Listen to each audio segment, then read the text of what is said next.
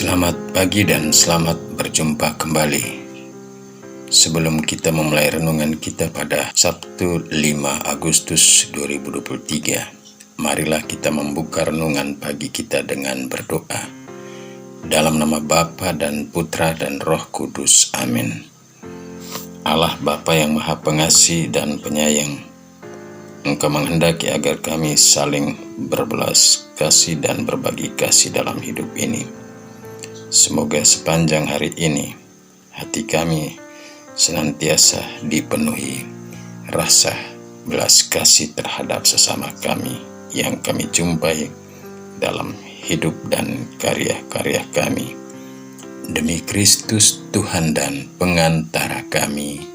Amin.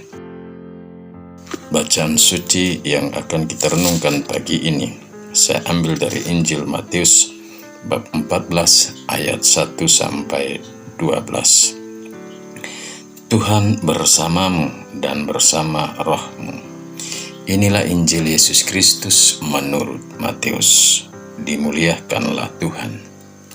Sekali peristiwa sampailah berita tentang Yesus kepada Herodes, raja wilayah. Maka ia berkata kepada para pegawainya, "Inilah Yohanes Pembaptis.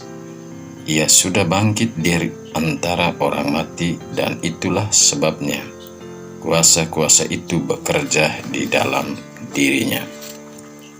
Sebab memang Herodes telah menyuruh menangkap Yohanes, membelenggu dan memenjarakannya berhubung dengan peristiwa Herodias, istri Filipus saudaranya. Sebab Yohanes pernah menegur Herodes, "Tidak halal engkau mengambil Herodias."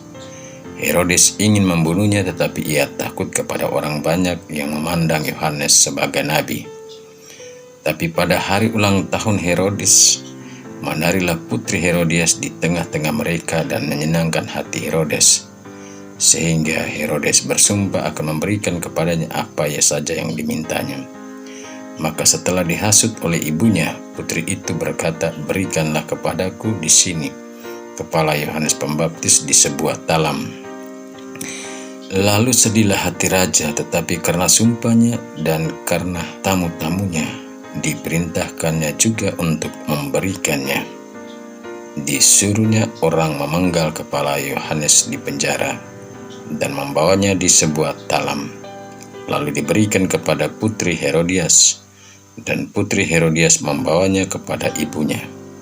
Kemudian datanglah murid-murid Yohanes Pembaptis mengambil jenazah itu dan menguburkannya. Lalu pergilah mereka memberitahu Yesus. Demikianlah sabda Tuhan. Terpujilah Kristus. Renungan pagi ini saya beri judul, "Jangan biarkan hidup kita terpenjara oleh dosa." Bapak Ibu para pendengar firman Tuhan dimanapun berada, Injil pagi ini dibuka dengan sebuah informasi tentang Yesus yang sampai ke telinga Herodes, raja wilayah. Tentu saja informasi itu tentang ajaran Yesus yang keras dan tajam, seperti ajaran-ajaran Yohanes Pembaptis, sehingga membuat Herodes gelisah, galau, dan cemas, lalu menyangka Yesus adalah pribadi Yohanes Pembaptis yang telah dibunuh namun hidup kembali, sehingga kuasa-kuasa Yohanes Pembaptis dalam diri Yesus. Kita pun bertanya, mengapa Herodes begitu gelisah, galau, dan cemas? Kegelisahan, kegalauan Herodes timbul karena ia pernah ditegur oleh Yohanes Pembaptis karena kasus moralitas yang dilakukan Herodes, yakni mengambil Herodias, istri Filipus saudaranya, yang dijadikan istrinya atau di zaman sekarang dikenal dengan istilah wanita idaman lain. Di mana Yohanes menegur Herodes, "Tidak halal engkau mengambil Herodias, istri saudaramu." Bandingkan Matius bab 14 ayat 4. Akibat teguran itu Yohanes pun ditangkap dan dipenjarakan. Mungkin teguran keras itu juga didengar oleh Herodias, dan karena kata-kata itulah lahirlah rasa benci dalam hati Herodias terhadap Yohanes dan berencana membunuhnya. Bapak Ibu para pendengar firman Tuhan dimanapun berada, Sejak teguran itu Herodes hidup dalam kegelisahan. Hatinya penuh terombang-ambing, tapi Herodes tetap memilih hidup dalam dosa.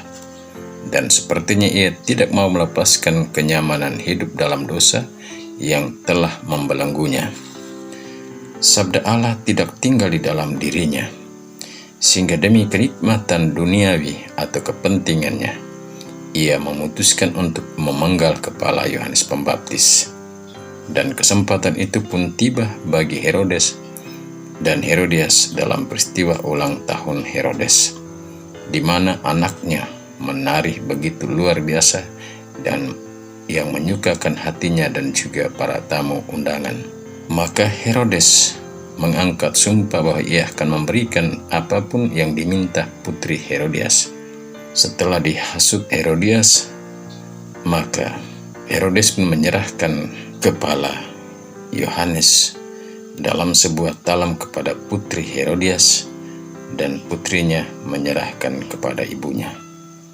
Bapak, Ibu, saudara-saudari, para pendengar firman Tuhan dimanapun berada, karena rasa malu dan demi gengsi, Herodes pun menyuruh prajurit-prajuritnya memanggal kepala Yohanes Pembaptis. Yohanes telah membayar mahal untuk kebenaran firman Allah dan pertobatan yang telah ia sampaikan kepada semua orang yang dibaptisnya, bahkan kepada Herodes dan dengan nyawanya.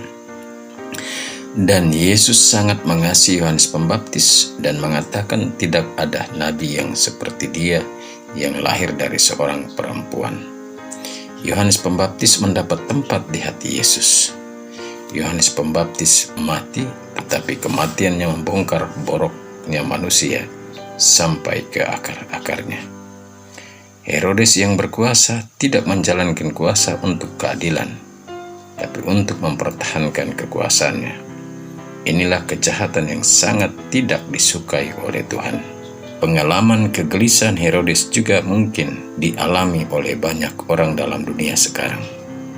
Setelah melakukan kesalahan, kita hidup dalam bayang-bayang ketakutan, dikejar-kejar oleh kesalahan. Hidup kita serasa tidak tenang, karena perasaan-perasaan diadili di hadapan banyak orang. Kisah pengalaman hidup Herodes dan Herodias menjadi peringatan bagi kita semua orang Kristiani, bahwa orang yang menolak kebenaran akan terpenjara terus dalam dosa. Dosa yang satu akan melahirkan dosa yang lain bila orang mengeraskan hati untuk bertobat.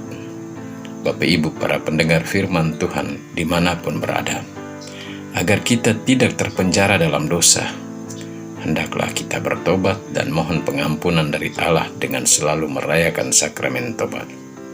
Tapi selama kita membiarkan diri terpenjara oleh dosa, maka perasaan bersalah tetap ada dalam hidup dan hidup kita menjadi tidak tenang dan tidak ada kebahagiaan dalam hidup.